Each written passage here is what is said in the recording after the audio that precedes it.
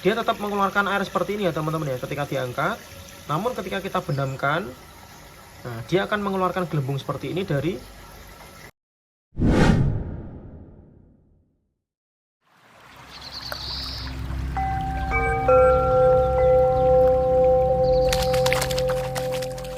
Selamat pagi teman-teman, kembali lagi di channel Peternak Dadakan. Kali ini saya akan memperlihatkan kepada teman-teman ya. Kemarin saya mengganti pemakaian keran yang saya tutup sebelumnya menggunakan dop ya.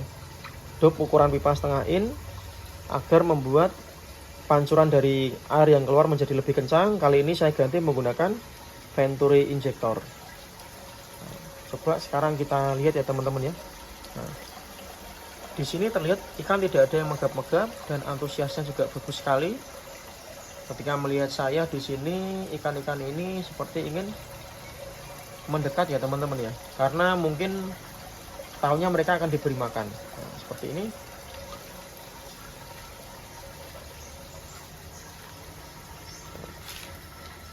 Awalnya ini saya berikan keran aja ya teman-teman ya. Keran.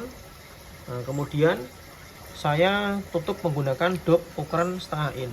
Nah sekarang saya menggunakan Venturi injektor seperti ini. Dia tetap mengeluarkan air seperti ini ya teman-teman ya ketika diangkat. Namun ketika kita benamkan, nah dia akan mengeluarkan gelembung seperti ini dari selang ini teman-teman. Nah, jadi fungsinya apa? Fungsinya kita bisa menyuplai kadar DO atau dissolved oksigen atau oksigen yang terlarut dalam air, supaya dapat memenuhi kebutuhan oksigen yang dibutuhkan oleh ikan nila ini ya teman-teman ya. Karena karakteristik dari ikan nila ini adalah ikan ini merupakan ikan yang sangat membutuhkan kadar oksigen terlarut yang banyak ya dalam air. Dan di sini saya siasati tanpa harus kita menambahkan aerator. Saya gunakan Venturi injektor ya. Jadi di sini semakin kencang pompa, nantinya oksigen yang akan masuk atau tersedot oleh selang ini akan semakin banyak ya teman-teman ya. Nah, kayak gitu teman-teman. Jadi penampakannya seperti ini. Ikannya masih sehat sekali, tidak ada yang terlihat sakit. Dan di sini untuk pembuangan kotorannya juga maksimal ya teman-teman ya. Ini adalah kotoran yang terendap di chamber pertama atau chamber pre-filter.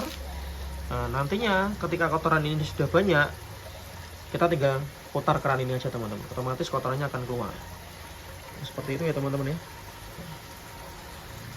Dan saya ingatkan kembali untuk teman-teman, metode budidaya menggunakan sistem meras kali ini seperti yang teman-teman lihat, jantung utamanya adalah di chamber filter biologis ya. Karena ini adalah yang paling penting dan berfungsi untuk mengolah amoniak ya teman-teman ya.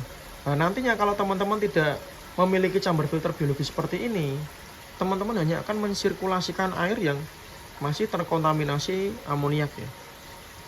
Jadi amoniak ini bisa terbentuk dari sisa-sisa kotoran yang tidak termakan, kemudian mengendap di dasar kolam, dan dia bisa menjadi racun ya teman-teman ya. Nah gitu.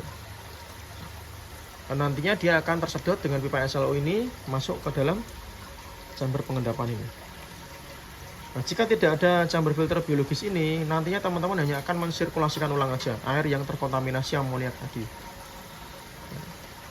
Itu ya teman-teman ya. Di samping itu, tujuan dari chamber filter biologis ini adalah untuk mengubah nitrit menjadi nitrat ya. Nah, sehingga air yang keluar atau yang sudah terproses dari chamber filter biologis ini akan aman disirkulasikan ulang ke dalam masing-masing kolam ember ini. Nah, coba sekarang kita sambil kasih makan ya teman-teman ya, seperti apa responnya. Nah, ikannya terlihat sehat ya teman-teman ya. Nah,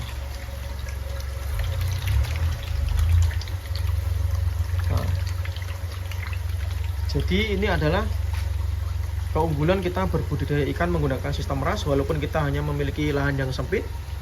Di sini saya hanya memerlukan dimensi 2 kali 1 meter. Saya sudah bisa membuat kolam budidaya kecil-kecilan seperti ini, yang tentunya kita sudah menggunakan metode budidaya yang modern ya, menggunakan sistem meras seperti ini teman-teman. Itu ya. Nah.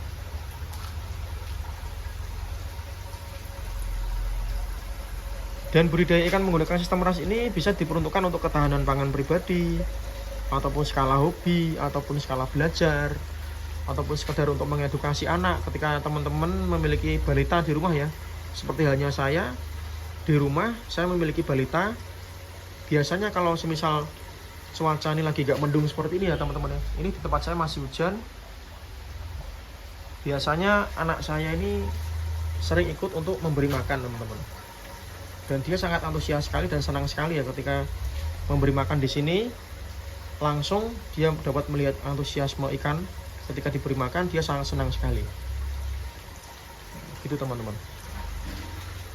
Jadi buat teman-teman yang selama ini memiliki keinginan untuk memulai budidaya ikan menggunakan metode apapun, namun terkendala karena lahan yang terbatas ataupun teman-teman saat ini tinggal di lingkungan yang sulit air bersih, teman-teman jangan khawatir.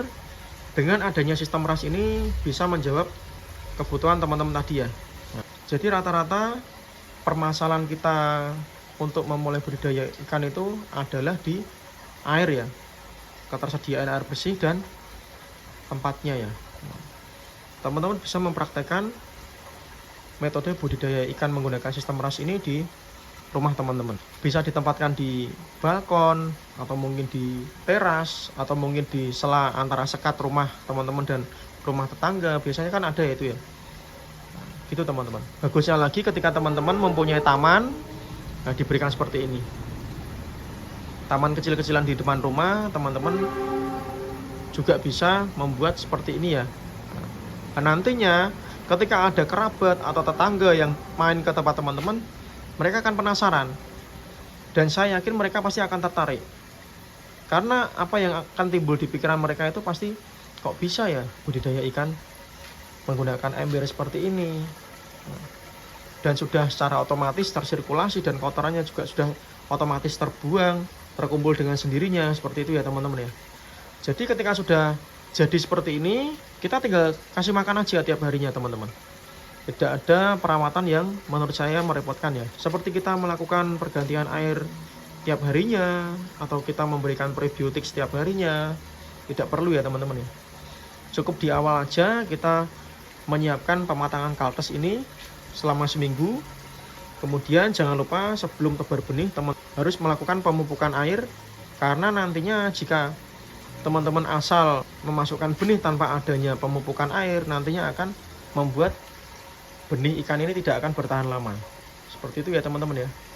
Dan teman-teman jangan khawatir yang saat ini tinggal di daerah yang sulit air bersih. Di sini saya menggunakan air PDAM ya teman-teman ya. Dan teman-teman juga bisa mempraktekannya di rumah.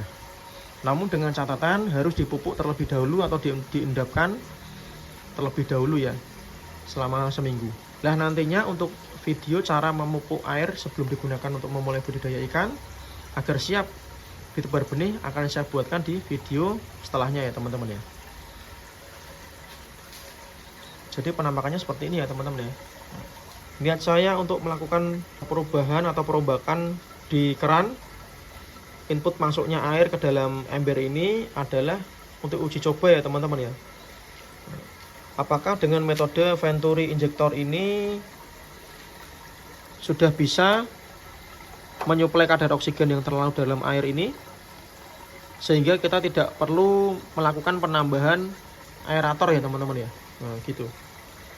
Jadi kita bisa seefektif mungkin atau seefisien mungkin memangkas penggunaan listrik ya teman-teman ya. Nanti kalau memang berhasil dan ikan saya juga sehat-sehat saja, bisa teman-teman tiru di rumah.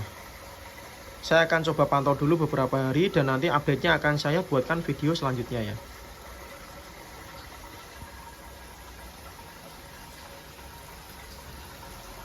Seperti hanya di sini saya sedang budidaya ikan lele. Bisa terlihat ya teman-teman ya. Walaupun saya budidaya ikan lele, tapi teman-teman tidak perlu khawatir ya ketika ingin mencoba juga. Ikan lele yang saya budidaya menggunakan sistem ras ini sangat tidak berbau ya teman-teman ya. Jadi aman ketika teman-teman ingin memulai di rumah yang mungkin saat ini tinggal di lingkungan yang padat. Teman-teman tidak perlu khawatir.